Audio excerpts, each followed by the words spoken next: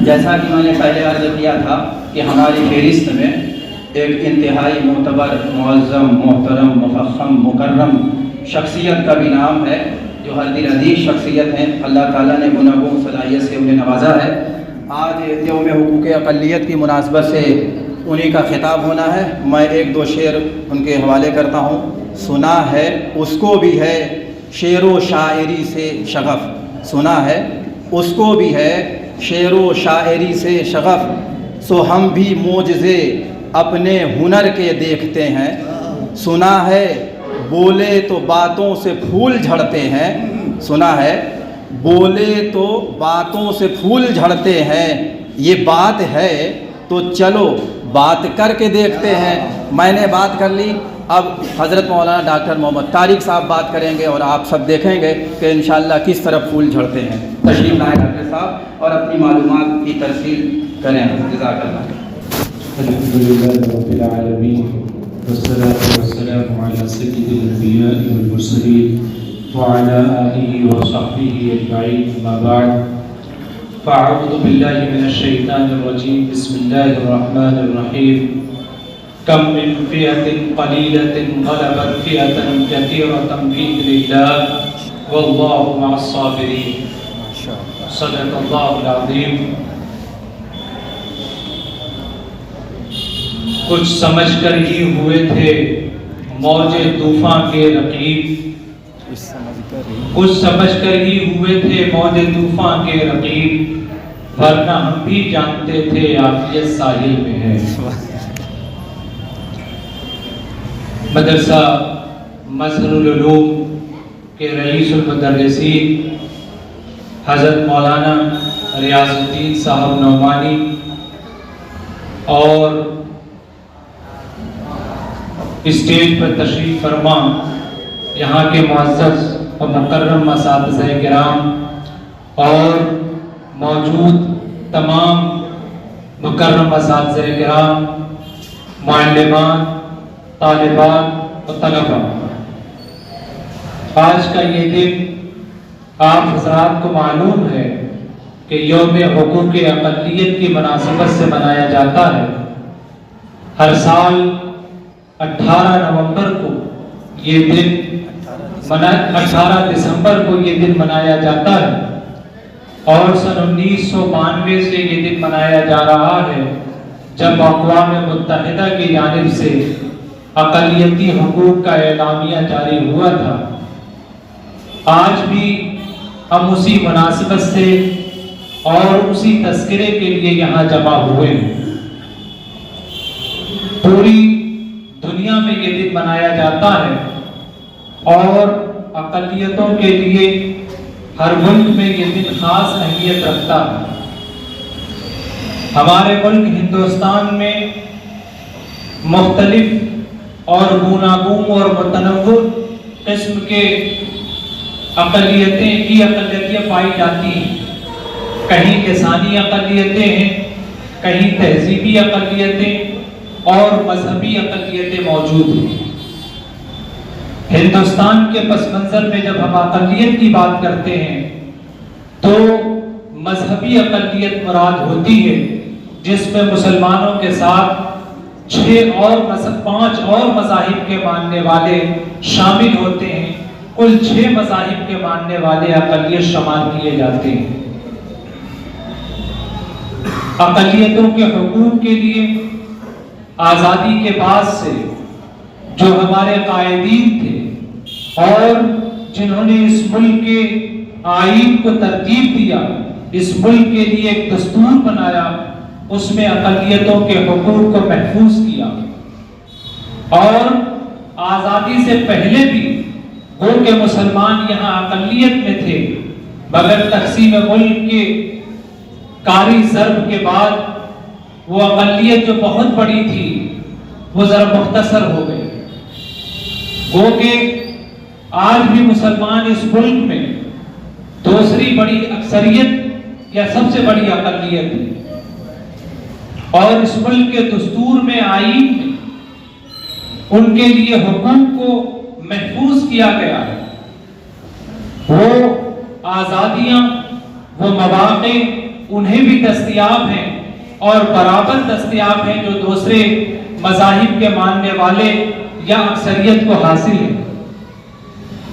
جینے کا حق حاصل ہے، ووٹ کا حق حاصل ہے، تعلیم کا حق حاصل ہے، اور دوسرے مواقع جو اپارچونٹیز ہیں وہ جاب کے مواقع ان کو حاصل ہیں۔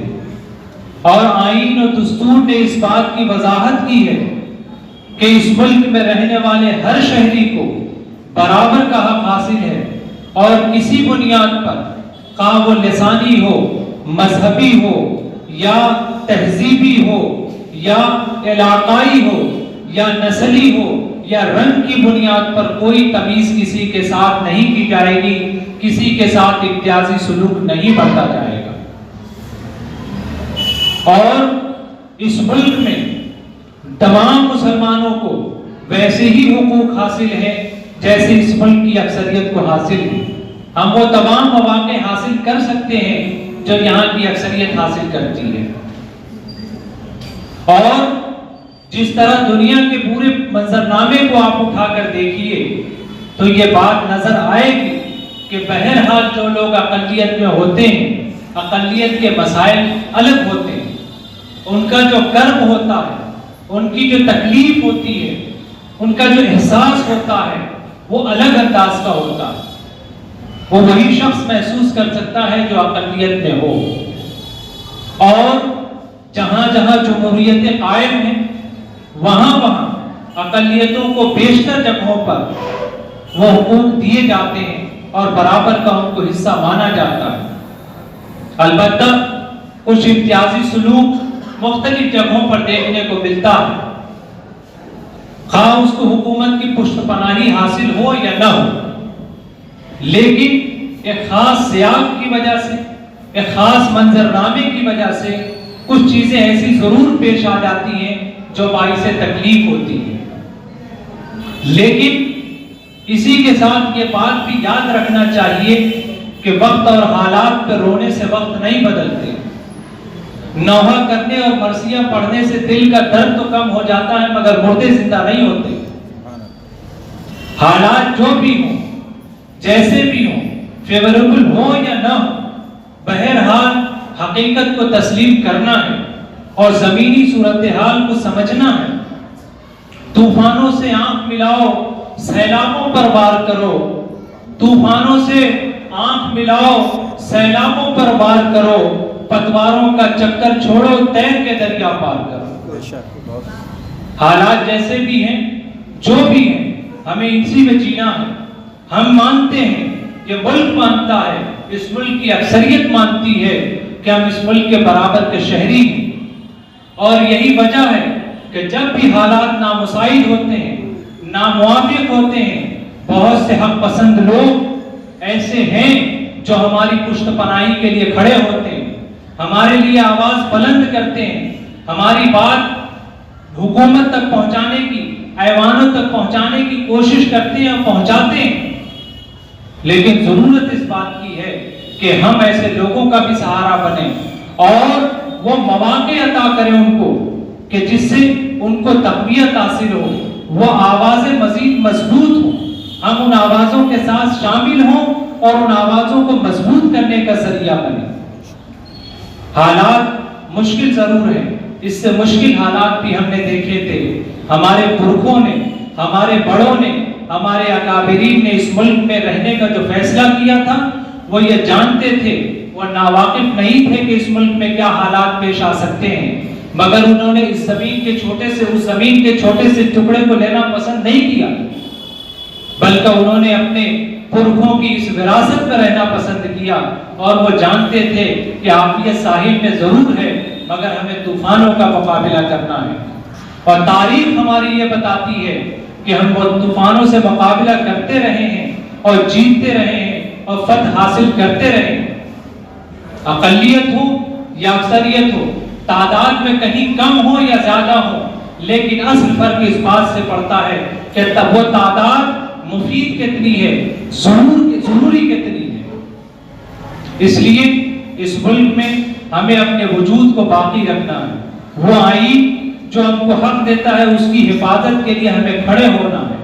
ہر ایسے میدان میں ہمیں اپنے وجود کو بنوانا ہے کہ جہاں سے ہم اپنی آواز کو، اپنی شناخت کو، اپنی پہچان کو مزید مستحکم اور مضبوط کر سکیں، اور ہمیں ہر اس محاذ پر کھڑے ہونا ہے جس محاذ پر ہمیں کمی نظر آتی ہے، اور اس ملک کے لیے، اس ملک کی بھلائی کے لیے، اس ملک کی فلاح کے لیے، اس ملک کی ترقی کے لیے ہمیں کھڑے ہونا ہے۔